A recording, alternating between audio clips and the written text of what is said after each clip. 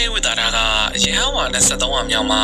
တောတောင်လေးကိုအဘိညာဉ်နဲ့အတက်ပညာတို့မှာတက်မြောက်ကျွမ်းကျင်တဲ့ဆရာတော်ကြီးကိုရှာဖွေဖို့အတွက်ဒုတင်ဆောင်ကြီးကြွချီတော်မူလာခဲ့ပါတယ်။ဆရာတော်ကြီးကကမ္မဋ္ဌာန်းတရားကိုအားထုတ်တော်မူပြီးကတိုင်းတဲ့ဂါရမဏေမျိုးမျိုးတို့ကိုကျွမ်းကျင်တော်မူပါတယ်။ဆရာတော်ကြီးရဲ့အဘိညာဉ်စွမ်းရည်တွေကအရန်ကိုအံ့ဩစရာကောင်းပါတယ်။လာပြီးလောက်ကွယ်မတိုင်မီရှိရဲ့နေ့လာပြီးလောက်ကွယ်နေတိုင်းမှာနေဝင်သားနဲ့ဒီပြိုင်နဲ့တည်းရည်ပြင်းပေါ်၌တရားအားထုတ်လမ်းလျှောက်တော်မူပါတယ်။နောက်တဲ့အကြောင်းအရာတစ်ခုကတော့ဆရာတော်ကြီးကဘယ်တော့မှရည်မချိုးတော်မူတော့လေခန္ဓာကိုယ်၌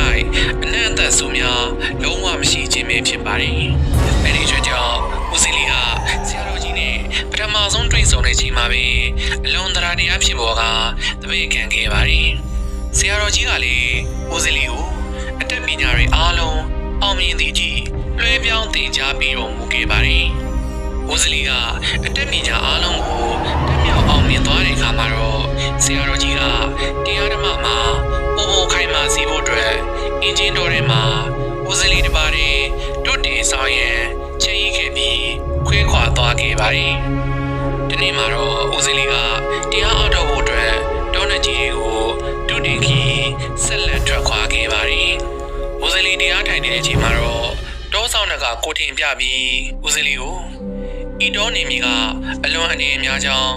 တစီဘလူးများပေါ်များပြီးကြားမိစာ3កောင်ကျက်စားနေကြောင်းရှောက်ထားခဲ့ပါတယ်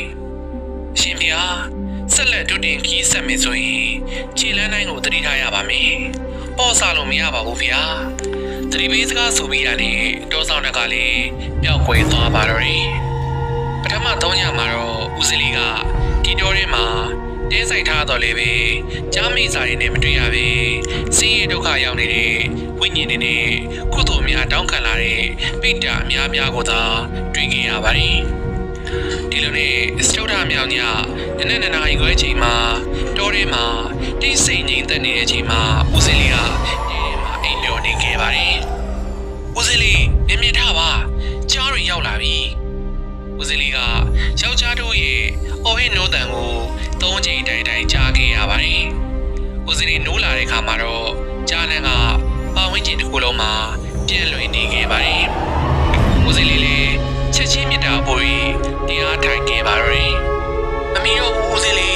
မြင်မြန်ဂါရမန်နဲ့ကိုကာကွယ်လိုက်ပါ။ကြားတွေရောက်လာပြီ။ဒီလိုသတိပေးစကားဆုံးတာနဲ့ကြားရရဲ့ခြေတံနဲ့ဟင်းတန်တို့ကပတ်ဝန်းကျင်တစ်ဝိုက်မှာပေါ်လာခဲ့ပါတယ်။ချက်ချင်းဆိုသလိုပဲအစင်းကြားကြီးတဲ့ကြားကြီးတစ်ကောင်ကတင်းစီကိုခုံဝင်လာခဲ့တော့လေနီးကပ်လာတဲ့အခါမှာတော့ဦးစလီမီးမွေးထားတဲ့မီးပုံတွေကမီးများတောက်လောင်နေတဲ့အတွက်ကြောင့်ကြားကြီးကအနီးသို့မကပ်ရဲပဲပတ်ဝန်းကျင်မှာတန့်သွားပါတယ်။ဒါပေမဲ့ကြားကဦးစလီရဲ့တဲဘက်လက်မှာဝေးနေပြီးအလွယ်တကူနဲ့ဆုတ်ခွာမသွားပါဘူး။ဦးစလီကဒီမီးပုံကြီးငိမ့်သွားလို့ရှိရင်ကြားမိစာကအန်ဒီပြုတ်တော်မယ်ဆိုတာကိုသိပါတယ်။အဲဒီအတွက်ကြောင့်ဦးစလီကအဆောင်ရောင်တစ်ခုကိုဖန်ဆင်းခဲ့ပါတယ်။ဦးစလီကတင်ရဲတစကိုကျွမ်းကျင်စွာနဲ့အခရာများရေးထုတ်ခဲ့ပါတယ်။ပြီးတဲ့အခါမှာတော့ကျိုးနဲ့ချီနှောင်ပြီးရှုပ်ပုံတရံဖြစ်အောင်ပြုလုပ်ခဲ့ပါတယ်။ပြီးတော့တင်ရဲကျောက်အကိုဂါရာနဲ့လက်နက်ဖြစ်ဖန်ဆင်းခဲ့ပါတယ်။အားလုံးစင်နေဖြစ်သွားတဲ့အခါမှာတော့ဦးစလီကတရားစွဲရင်များအားလုံးကိုစုစည်းပြီးရုပ်သေးရုပ်ကိုထိုးသွင်းတဲ့ဝိဇ္ဇာအတက်ကိုစတင်ရုပ်ဖက်ခဲ့ပါတယ်။ကမ္မဋ္ဌာန်းစိတ်အာယုံမှာတော့ဓာတ်ရှိကိုင်းဆောင်တာနဲ့ခွန်အားကြီးသောစစ်တီတူပေါ်လာသည့်အထိဖြစ်စေခဲ့ပါတယ်။ဦးစလီကရုပ်သေးရုပ်ကိုတဲမြေမက်ကိုပြစ်ချလိုက်ပြီးဂါရမန်နဲ့ရုပ်ကကြားမိစာတွေကိုဒီနေမီကနေဝေးရကိုမောင်းထုတ်ပါလို့အမိန့်ပေးလိုက်ပါတယ်။တင်မကြခင်ချိန်မှာတော့တိုက်ခိုက်နေတယ်လားစူညံတံများထွက်ပေါ်လာပါတယ်။ဦးစလီကမျက်လုံးမိတ်ပြီးကတိုင်းတဲ့အကူကြီးနဲ့ရုပ်သေးရုပ်ကိုဆက်လက်အားပေးခဲ့ပါတယ်။မကြမီမှာပဲကြားတစ်ကောင်ရဲ့နာကျင်စွာအော်ဟစ်တံကိုကြားလိုက်ရပါတယ်။၎င်းကြားကအနိုင်ယူခံလိုက်ရပြီဖြစ်ကြောင်းဖော်ပြနေပါတယ်။သို့တော်လည်းချက်ချင်းပဲဦးစလီရဲ့ကြောကုန်းကိုအရာဝတ္ထုကြီးတစ်ခုနဲ့ပြင်းထန်စွာရိုက်ချသလိုခံစားလိုက်ရတဲ့အတွက်ကြောင့်နှာခေါင်းသွေးများစီးကျလာပါတယ်။ဤဒီမှာကိုရိုရဲ့ရုပ်သေးရုပ်ကချမ်းရှိရဲ့ကြား ကြားမိစာနှကောင်ရဲ့တိုက်ခိုက်ဖြစ်စည်းခြင်းကိုခံလိုက်ရပြီဖြစ်ကြောင်းသဘောပေါက်လိုက်ပါတော့တယ်။ဦးစလီကအဲ့ဒီဖြစ်ပျက်ကိုသိတဲ့အခါမှာတော့အရေးပါတဲ့တခြားအရာတစ်ခုကိုယူပြီးတော့ချက်ချင်းပဲရုပ်သေးရုပ်သေးတရုပ်ကိုတမန်ဖန်ဆင်းခဲ့ပါတယ်။အရှင်မြတ်ဖေဟာယရနာသုံးပါအဖေအမေဆရာသမားအားလုံးတို့ရဲ့ကျေးဇူးတော်ဘဝတစ်ခုလုံးကိုအရှင်တို့ထံအံ့နံပါ၏ဦးစလီရဲ့စိတ်ဆွဲရည်များကျန်တဲ့ထွက်ပေါ်လာတဲ့အခါမှာတော့ကြားမိစာနှကောင်ကဦးစလီကရုပ်သေးရုပ်သေးကိုထပ်မံပြုလုပ်နေကြောင်းသိရှိသွားကြပါတယ်။အဲဒါကြောင့်၎င်းတို့ကတိုးရဲကိုချက်ချင်းပဲပြေးထွက်သွားခဲ့ကြပါတယ်။နောက်တစ်နေ့ရောက်တဲ့အခါမှာတော့ညနေဆောင်သည့်အထိခရီးဆက်ပြီးတဲ့နောက်ဦးစလီကတဲထိုးရန်ဆုံးဖြတ်ခဲ့တဲ့နေရာကမင်းညကသတင်းသုံးခဲ့တဲ့နေရာပဲဖြစ်ကြောင်းကိုတွေ့ရှိခဲ့ပါတယ်။ဦးစလီကဘေးအကြောင်းကြောင့်ပဲဖြစ်စီနေရာအောင်ကိုပြန်လည်ရောက်ရှိလာခဲ့ပါတယ်။ဒါပေမဲ့ဦးစလီကအသက်ကိုရန်ရှာမိမှောင်မိုင်သောဆွမ်းအားတွေနဲ့အသေးခံတိုက်ခိုက်ဖို့အတွက်ဆုံးဖြတ်ခဲ့ပြီးတစ်ဖက်ဖက်ကြာဆုံးသည့်အထိတိုက်ပွဲဝင်မေးလို့ဆုံးဖြတ်ခဲ့ပါတယ်။ညောင်မောင်ငယ်ချိန်မှာတော့ဦးစလီကညနေဝတ်ပြုခြင်းနဲ့ဖတ်မိနိုင်သမျှသောဗုဒ္ဓဘာသာဆိုင်ရာဂါရမဏေများအလုံးကိုရွတ်ဆိုပူဇော်ခဲ့ပါတယ်။အဲဒီနောက်ကြီးချောင်များကို